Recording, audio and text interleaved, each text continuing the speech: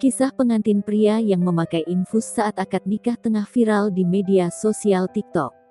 Pengunggah video merupakan istri dari pengantin pria. Menurut Vivi Lesmana, sang suami sempat alami sakit menjelang pernikahan.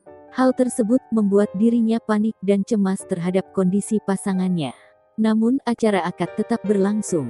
Vivi Lesmana, perempuan asal Banten ini mengungkapkan cerita pernikahannya pada tanggal 23 Februari tahun 2020.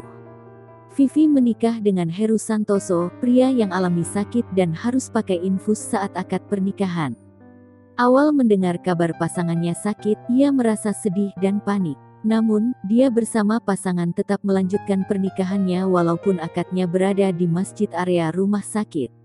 Menurut Vivi, sang suami harus dirawat karena kondisinya yang masih lemah. Dia juga sempat menginap di rumah sakit sebelum acara pernikahan.